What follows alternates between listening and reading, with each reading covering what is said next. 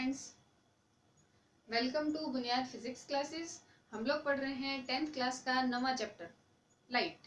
ठीक है, अभी देखिए पिछले वीडियोस में हम लोगों ने मैंने आपको बताया था कि प्रकाश जो चैप्टर है उसमें हम प्रकाश से संबंधित मोस्ट इम्पोर्टेंट दो घटनाएं पढ़ेंगे, एक परावर्तन और एक अपवर्तन। अभी तक के जितने भी वीडियोस थे उनमें परावर्तन का पोर्शन पूरा हो चुका है। हम लोगों ने क्या क्या पढ़ा था? परावर्तन क्या है, किसके द्वारा होता है? दर्पणों के द्वारा होता है। दर्पण से प्रतिबिंब निर्माण हम लोगों ने पढ़ा। प्रतिबिंब निर्माण कौन कौन सा पढ़ा था? अवतल दर्पण द्वारा प्रतिबिंब निर्माण पढ़ा, उत्तल दर्पण द्वारा प्रतिबिंब निर्माण पढ़ा। उसके बाद हम लोगों ने दर्पण समीकरण क्या होती है वो पढ़ी। दर्पण से संबंधित जितनी भी परिभाषाएं थी वो भी पढ़ी। दर्पण का निर्माण कैसे होता है, उसके अलावा दर्पणों के क्या क्या उपयोग हैं, आवर्धनता किसे कहते हैं, आवर्धनता का सूत्र क्या होता है, किस काम में ली जाती है, ये सभी बातें हम अभी तक के वीडियोस में देख चुके हैं। ठीक है, जिन लोगों ने वो वीडियो नहीं देखे हैं अब देख लें, क्या दिक्कत है। आज हम पढ़ेंगे अपवर्तन। अपवर्तन क्या होता है? देखिए वहां तो हम लोगों ने पिछले वीडियोस में जो पढ़ा वो परावर्तन था। परावर्तन में मैंने आपको बताया था कि सिर्फ एक माध्यम की आवश्यकता होती है, लेकिन जब बात अपवर्तन की आती है तो वहां दो माध्यम काम में लिए जाते हैं। देखिए क्या होता है, जब प्रकाश किरण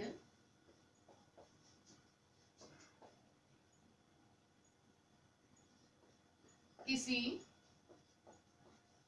एक माध्यम से, जब प्रकाश किरण किसी एक माध्यम से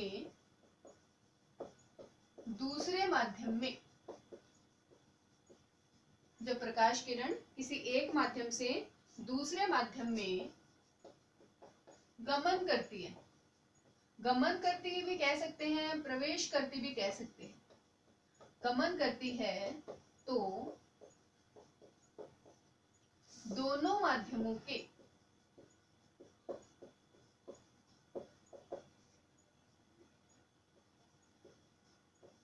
पृथक्कारी, दोनों माध्यमों के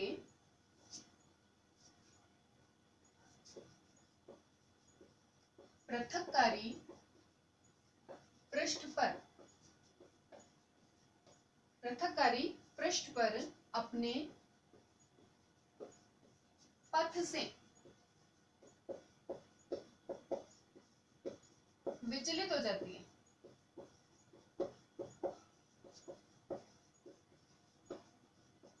ये घटना क्या कहलाती है?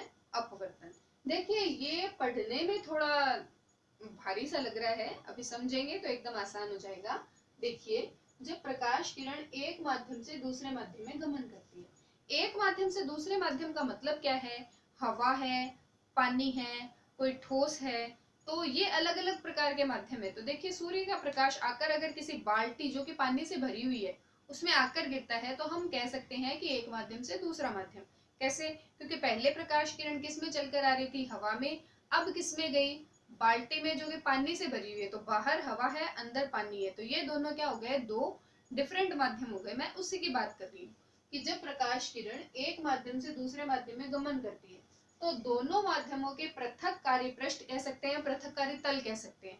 ठीक है, तो पृथक्कारी तल का मतलब क्या हुआ कि जहां हवा खत्म हुई और पानी स्टार्ट हो गया, ये जस्ट लेयर है एक, उसको हम क्या कहेंगे? पृथक्कारी तल कहेंगे। उस पृथक्कारी तल पर क्या होता है? ये प्रकाश किरण अपने मार्ग से विचलित हो जाती है। विचलित होने का मतलब क्या है कि सीधी चलती हुई आ रही थी, चलती चलती थोड़ी सी टेढ़ी हो गई, उसको हम क्या कहेंगे? विचलित होना कहेंगे। और ये घटना फिजिक्स की लैंग्वेज में क्या कहलाती है? अपवर्तन। देखिए परावर्तन में एक ही माध्यम काम में ले रहे थे, अपवर्तन में क्या करेंगे? दो माध्यम काम में लेंगे। तो मैं ये एक लाइन बना देती हूँ। ये एक लाइन नहीं है, अभी के लिए आपको क्या मान के चलना है कि ये एक पृथक्कारी तल है। पृथक्कारी तल, पृथक्कारी तल कौन सा? जो दो माध्यमों को अलग अलग करता है। इसका मतलब क्या हुआ कि इस पृथक्कारी तल के ऊपर तो है अलग माध्यम, नीचे है अलग माध्यम, इसको हम कहेंगे माध्यम फर्स्ट, और इसको हम कह देंगे माध्यम सेकंड। अब माध्यम फर्स्ट और सेकंड का मतलब क्या है कि दोनों माध्यम अलग अलग है। दोनों माध्यमों में से एक पानी एक हवा, या पहला हवा दूसरा पानी, कुछ भी हो सकता है। ठीक है, तो यहाँ देखिए मैं पहला माध्यम मान लेती हूँ हवा और दूसरा माध्यम मान लेती हूँ पानी। तो हवा और पानी दोनों में अगर विरलता और सघनता देखी जाए तो कैसे पता चले? अब विरल और सघन क्या होता है? विरल मतलब दूर दूर, सघन मतलब पास पास। या फिर हम क्या कह सकते हैं, एकांक आयतन में अगर अणुओं की संख्या ज्यादा है तो सघन होगा और अणुओं की संख्या कम है तो विरल होगा। ये थोड़ा सा भारी वाला डेफिनेशन हो जाएगा। आसान तरीके से कैसे समझ सकते हैं, आप अपना हाथ खोलिए और घुमाइए। ठीक है, हवा में आराम से घूम जाता है, पानी में अगर डालेंगे तो थोड़ा सा आपको जोर लगाना पड़ेगा।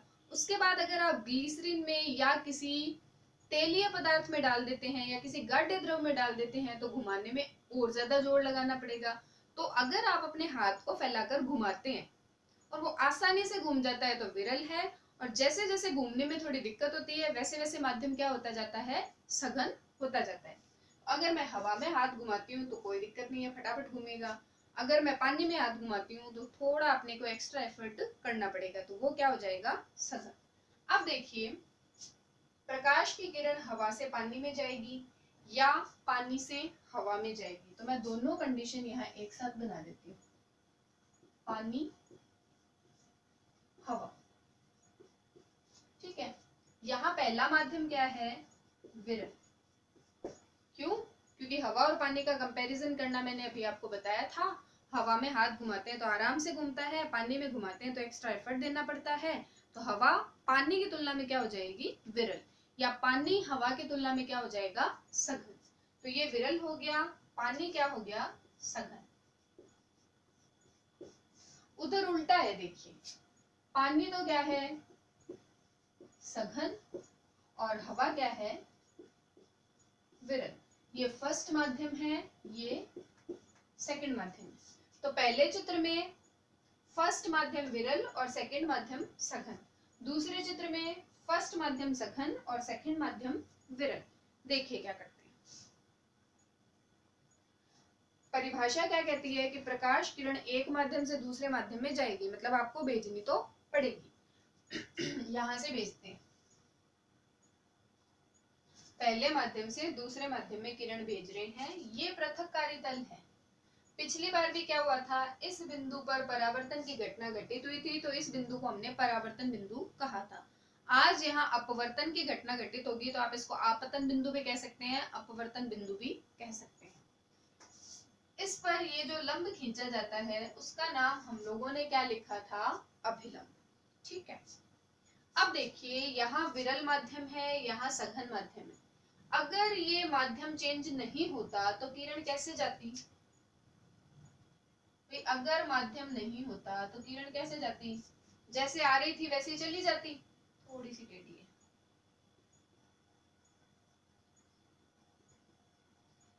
जैसे आ रही थी वैसे चली जाती। लेकिन यहाँ देखिए माध्यम चेंज हो गया। माध्यम चेंज होते ही क्या होगा, आप देखिए कि अगर आप साइकिल चला रहे हैं, खाली सड़क है, आप फुल स्पीड में चलाएंगे, लेकिन जैसे ही भीड़ भाड़ वाली जगह आई ब्रेक लगाना पड़ेगा। तो वो सेम चीज है, यहाँ हवा है, अणु दूर दूर है, रास्ता खाली है, प्रकाश तीव्र वेग से आ रहा है, प्रकाश किरण तेज तेज चलती हुई आ रही है। जैसे ही माध्यम सघन हुआ उसकी स्पीड थोड़ी कम हो जाएगी। आपको क्या करना है, ये स्पीड है इसको थोड़ा सा कम करना है, ये मैंने कम कर दिया कि भी इतनी दूर जा रही थी अब इधर अगली। तो हम लोगों को क्या दिखा, देखिए कि जब प्रकाश किरण हवा से पानी में आई, मतलब विरल से सघन में आई, तो ये क्या है, अभिलंब। तो किरण क्या हो गई, अभिलंब की और झुक गई। ये है काम की बात। यहाँ कोण बड़ा था, यहाँ कोण क्या हो जाता है, छोटा। तो जब प्रकाश किरण विरल से सघन में जाती है तो वहां देखिए परावर्तन में परावर्तन कोण को आर से लिखा था, अपवर्तन में अपवर्तन कोण को आर से लिख रहे हैं। ऐसे कैसे, परावर्तन को रिफ्लेक्शन कहते हैं और अपवर्तन को रेफ्रेक्शन कहते हैं, तो दोनों आर से शुरू होते हैं, इसलिए दोनों कोणों को ही किससे डिनोट किया जाता है, आर से डिनोट किया जाता है। देखिए यहाँ कोण आई तो बड़ा रह जाता है और कोण आर क्या हो जाता है, छोटा हो जाता है। अब देखिए सघन की बात करते हैं। ये प्रकाश किरण क्या है, सघन माध्यम में है। अब जब ये विरल माध्यम में जाएगी तो भीड़ भाड़ वाले क्षेत्र से खाली क्षेत्र में पहुंचते हैं तो स्पीड बढ़ेगी।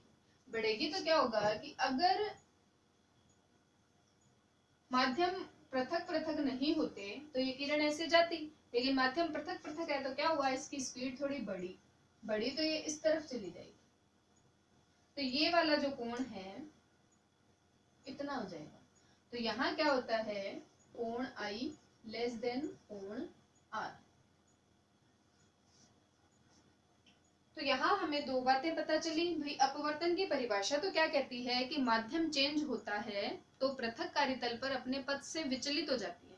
ठीक है, अब विचलित कैसी होती है, दूर जाती है, पास आती है, वो डिपेंड किस पे करता है, माध्यम की प्रकृति पे।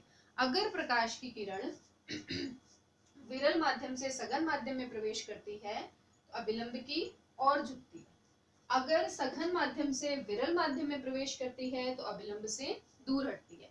तो ये बातें आपको माइंड में फिक्स कर लेनी है कि अगर विरल से सघन में जाती है तो अभिलंब की ओर झुकेगी, अगर सघन से विरल में जाती है तो अभिलंब से दूर हटेगी। ठीक है, देखते रहिए।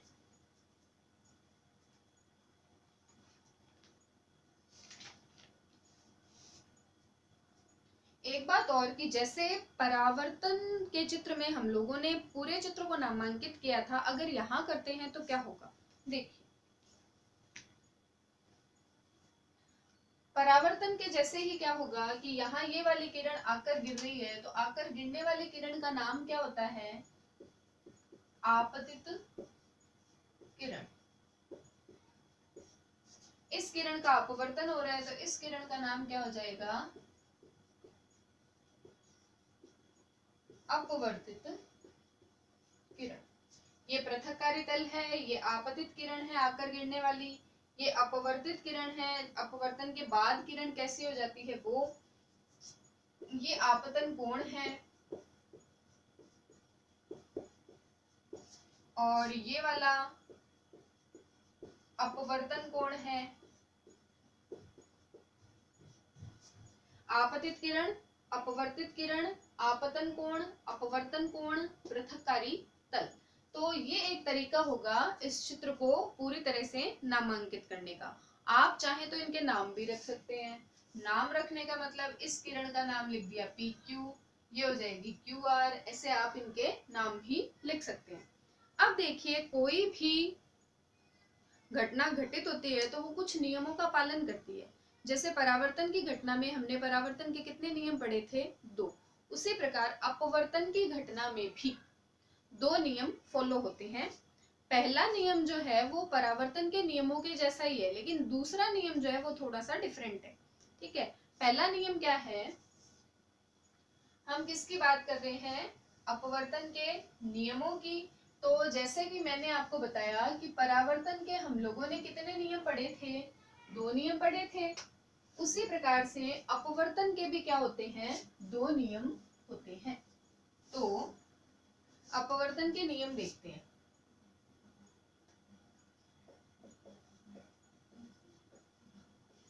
अपवर्तन के नियम, अपवर्तन का पहला नियम क्या है, आपतित किरण, अपवर्तित किरण तथा अभिलंब। आपतित किरण, अपवर्तित किरण तथा अभिलंब तीनों एक ही तल में स्थित होते हैं। भाई परावर्तन के नियम में क्या था, आपतित किरण, परावर्तित किरण और अभिलंब तीनों एक ही तल में थे। यहाँ परावर्तित की जगह क्या आ गया, अपवर्तित। तो दोनों नियम लगभग सेम है। आपतित किरण, अपवर्तित किरण तथा अभिलंब तीनों एक ही तल में स्थित होते हैं। दूसरा नियम देखिए, आपतन कोण I। आपतन कोण को I से लिखते हैं, ठीक है। आपतन कोण I तथा अपवर्तन कोण R, आपतन कोण I तथा अपवर्तन कोण R की जा का अनुपात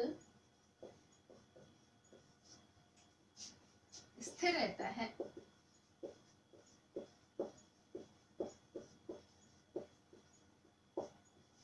अब ये ज्या क्या है? आप लोग ट्रिग्नोमेट्री पढ़ते हैं, त्रिकोणमिति 9th में आपने sine theta, cos theta, tan theta सब पढ़े हैं, तो ये उनके हिंदी नाम है। देखिए, साइन को ज्या कहते हैं, कोस को कोज्या कहते हैं और टेन को स्पर्शजा कहते हैं। तो यहाँ हम लोग बात किसकी कर रहे हैं? आपतन कोण I की जा और अपवर्तन कोण R की जा का अनुपात। तो साइन I बटा साइन R किसके बराबर होगा? स्थिर रहता है, मतलब ये एक स्थिरांक के बराबर होगा। और इस स्थिरांक को किससे व्यक्त किया जाता है? इस सिंबल से। और इस सिंबल का नाम क्या है? म्यू। इस सिंबल को म्यू कहते हैं। ये फिजिक्स में ग्रीक अल्फाबेट्स होते हैं जिसमें कि ये सिंबल है और इसका नाम क्या है? म्यू। तो हम लोग क्या कहेंगे? साइन आई बटा साइन आर बराबर म्यू। और ये जो नियम है वो दिया था स्नेल नाम के वैज्ञानिक ने, तो इसको क्या कहते हैं? स्नेल का नियम। इसको क्या कहते हैं? स्नेल का नियम। साइन आई बटा साइन आर बराबर स्थिरांक। स्थिरांक को किससे डिनोट किया हम लोगों ने? म्यू से। और म्यू क्या है? अपवर्तनांक। ठीक है, अभी तक हम लोगों को एक बात और ध्यान में रखनी है कि ये जो म्यू है वो म्यू क्या है? माध्यम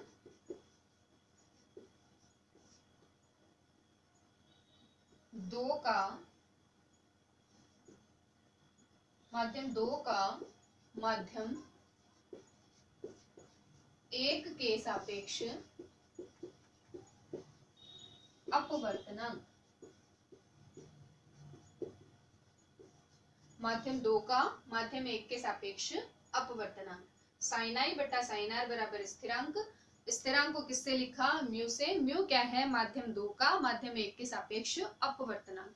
अभी अपवर्तनांक क्या होता है? सिंपल भाषा में अगर समझना चाहें तो किसी भी माध्यम की उस प्रकाश किरणों को अपवर्तित करने की जो क्षमता है वो क्या कहलाती है? अपवर्तनांक कहलाती है। अपवर्तित करना मतलब अपने मार्ग से विचलित करने की जो क्षमता है उसको हम किससे मान सकते हैं? अपवर्तनांक द्वारा बताया जा सकता है। ठीक है, अब देखिए कि हमारा जो दैनिक जीवन है उस पर अपवर्तन क्या प्रभाव डालता है। भाई परावर्तन के लिए तो हम लोगों ने देख लिया था कि प्रतिबिंब बनते हैं, दिखाई देते हैं, वो सब किसकी वजह से हुआ था? परावर्तन की वजह से। लेकिन अपवर्तन कौन कौन से प्रभाव डालता है वो देखिए। आप लोगों ने नोटिस किया होगा कि अगर कोई पानी का भरा हुआ ग्लास है, उसके अंदर कोई पेंसिल रख देते हैं तो वो पेंसिल का जो बाहर का हिस्सा है वो बिल्कुल सीधा दिखता है, लेकिन जो पानी के अंदर वाला हिस्सा है वो थोड़ा सा मुड़ा हुआ दिखाई देता है। उसके अलावा कोई जरूरी नहीं है कि आप पेंसिल डालें। अगर आप स्ट्रॉ का जो पाइप है, मतलब जिस पतला सा पाइप है जिसको हम स्ट्रॉ बोल सकते हैं, उसको रख देते हैं तो वो भी अंदर से क्या होता है? मुड़ा हुआ दिखाई देता है। उसके अलावा अगर कोई पानी से भरी हुई ग्लास है, उसके पेंदे में आप किसी सिक्के को डाल देते हैं तो वो सिक्का क्या होता है? पेंदे से थोड़ा सा उठा हुआ दिखाई देता है। तो कुछ इसी प्रकार के बहुत सारे प्रभाव हम लोग दैनिक जीवन में महसूस करते हैं। ये सब किसके कारण होते हैं? अपवर्तन के कारण होते हैं। पहला क्या है?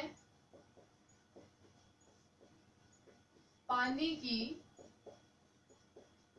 गिलास में रखी पेंसिल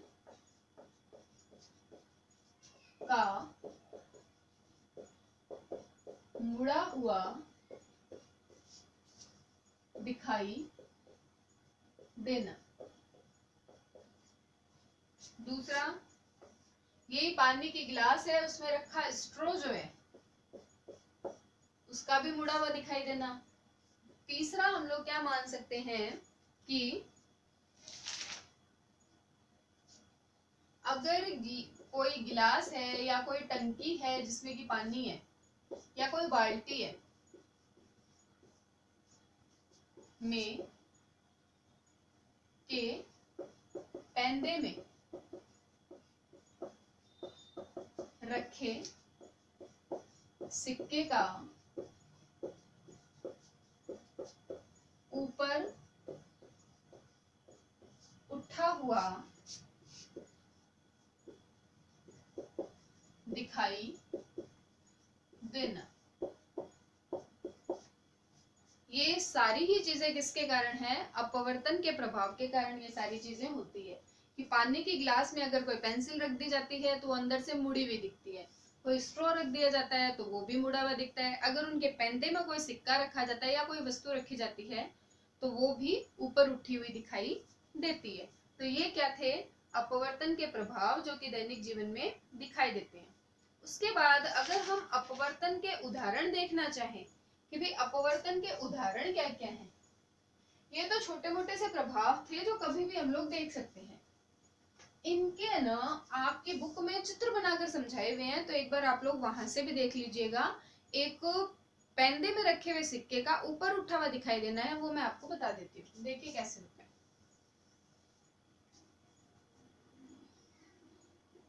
कोई पात्र है, थोड़ा चौड़ा बना लेते हैं, चित्र अच्छा बनेगा।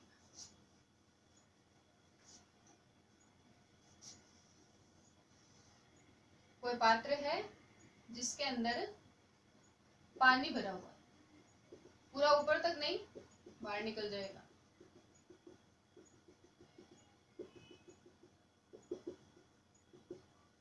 ठीक है, इसके पैंदे में हम कोई सिक्का रखेंगे। पैंदे में सिक्का रखने का मतलब इसके एकदम सेंटर में हम कोई सिक्का रख देते हैं। यहाँ पैंदे में हमने कोई सिक्का रख दिया। ठीक है, अब इस पर प्रकाश किरण आकर गिरी यहाँ। ठीक है, प्रकाश किरण आकर गिरी तो सिक्का है, परावर्तक पृष्ठ होगा, उसका क्या हो जाएगा? परावर्तन। तो भाई आकर गिरी, परावर्तन हो गया। लेकिन एक बात और, जो परावर्तित किरण है वो जब यहाँ से बाहर निकलेगी, ऊपर तो है हवा और नीचे है पानी। ऊपर हवा नीचे पानी, मतलब ये क्या हो गया? दो माध्यमों का पृथककारी तल हो गया। पृथककारी तल पर मैंने अभिलंब खींचा, तो जब सघन से विरल में जाती है तो क्या होगा? अभिलंब से दूर हटेगी। तो ये किरण हमको ऐसे जाते हुए ना दिखकर कैसे जाते हुए दिखेगी? ऐसे, इस प्रकार से जाती हुई दिखेगी। और जैसा हम इस पाठ में बार बार पढ़ रहे हैं कि प्रकाश किरण सदैव सीधी रेखा में गमन करती है, तो ये लाइन हम लोगों को कहाँ से आती हुई दिखेगी? देखिए, ये लाइन हम लोगों को दिखेगी यहाँ से आती हुई। तो हमें क्या लगेगा कि सिक्का यहाँ पर रखा हुआ है। तो ये एक भ्रम पैदा करती है अपवर्तन की घटना। था क्या? सिक्का यहाँ रखा हुआ था, प्रकाश किरण गिरी, टकराकर वापस निकल रही थी। निकलते समय क्या हुआ कि पृथककारी तल पर अपने पथ से विचलित हो गई। हमें लगा कि ये यहाँ से आ रही है, तो सिक्का क्या हो गया? ऊपर उठा हुआ दिखाई देने लग गया। यही सेम प्रोसीजर पेंसिल और स्ट्रॉ में भी दिखाया जा सकता है। ये तो है छोटी छोटी सी घटनाएं। अब बात करते हैं अपवर्तन के कारण घटित होने वाली बड़ी बड़ी घटनाओं की। देखिए कौन कौन सी है।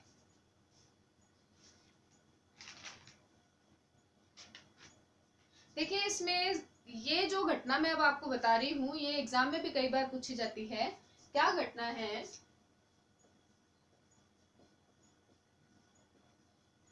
सूर्योदय से कुछ समय पहले, सूर्योदय से कुछ समय पहले तथा सूर्यास्त के कुछ समय पश्चात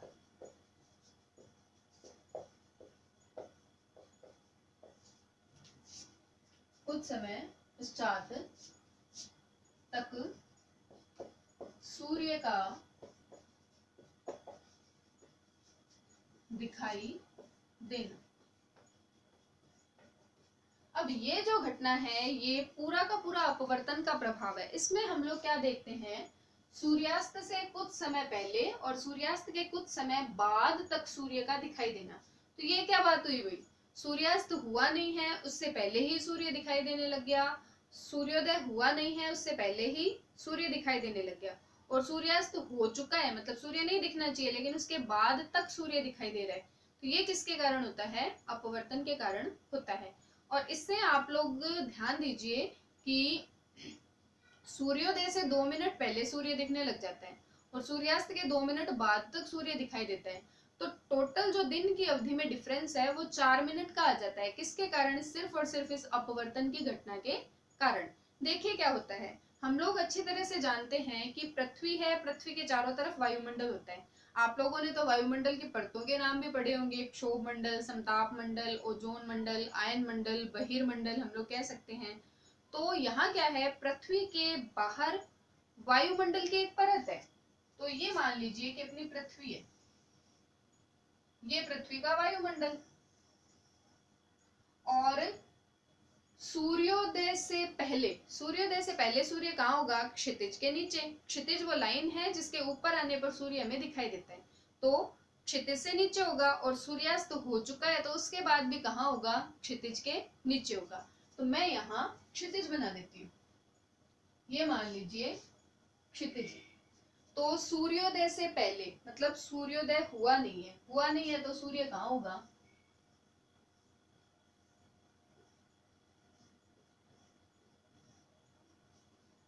क्षितिज के नीचे होगा। लेकिन आप लोग देखिए कि जब सूर्य का प्रकाश पृथ्वी पर पहुंचता है, मतलब हम किसको देखते हैं, सूर्य के प्रकाश को ही तो देखते हैं। तो जब वो पृथ्वी पर आता है तो उससे पहले उसको क्या करना पड़ता है, पृथ्वी के चारों तरफ जो वायुमंडल है उसकी परतों को पार करना पड़ता है। तो वायु की परतों को पार करना पड़ता है, तो परतें सारी अलग अलग है। अलग अलग होने का मतलब क्या है कि परतों का जो घनत्व है वो अलग अलग है। घनत्व का मतलब यहाँ आप सघनता और विरलता से ले सकते हैं। तो सघनता और विरलता क्या है, अलग अलग है। तो सघनता विरलता अलग अलग होने का मतलब क्या हुआ कि यहाँ माध्यम चेंज होगा, और माध्यम जब भी चेंज होता है तो अपवर्तन की घटना घटित होती है। ठीक है, अब देखिए बाहर कुछ नहीं है, वायु है, तो बाहर वाला माध्यम क्या हो गया, विरल। लेकिन अंदर सघनता है, मतलब अंदर वाला माध्यम क्या हो गया, सघन। ठीक है, अब देखिए यहां से कोई प्रकाश किरण निकल कर आई, ऐसे यहां क्या खींचेंगे, अभिलंब। अब खास बात क्या है कि विरल से सघन में प्रवेश करती है तो अभिलंब की ओर झुकती है। इसको सीधा जाना चाहिए लेकिन ये झुक जाती है ऐसे। अब अगर ये ऐसे झुक गई तो मैंने आपको बार बार बताया है कि प्रकाश हमेशा क्या करता है, सीधी रेखा में गमन करता है। तो किरण हमें कहां से आती हुई दिखेगी, यहां से। इसका मतलब हम लोगों को क्या प्रतीत होगा कि सूर्य यहाँ है। तो सूर्योदय हुआ नहीं है लेकिन उससे पहले ही हमें सूर्य उदय हो चुका है ऐसा अनुभव होता है। तो ये किसके कारण होता है, अपवर्तन के कारण होता है। ऐसी सेम चीज अगर सूर्यास्त हो चुका है तो सूर्य क्षितिज के नीचे आ जाएगा, लेकिन किरणें हमें कैसी लगेगी कि ऊपर से आ रही है। तो यही कारण है कि सूर्योदय से पहले ही सूर्य दिखाई देने लग जाता है और सूर्यास्त के बाद तक सूर्य दिखाई देता रहता है।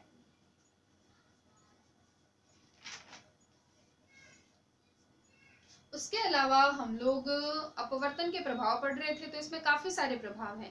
तो सभी प्रभाव मैं आज नहीं बताऊंगी। अभी तक आप लोग क्या करेंगे, अब से पहले के जितने भी वीडियोस हैं उन सभी को देखें, नोट्स प्रिपेयर करें और इन चीजों को रिवाइज करते रहें। आप इन चीजों को जितना ज्यादा रिवाइज करेंगे आपको ये चीजें उतनी ही अच्छे से समझ में आएगी।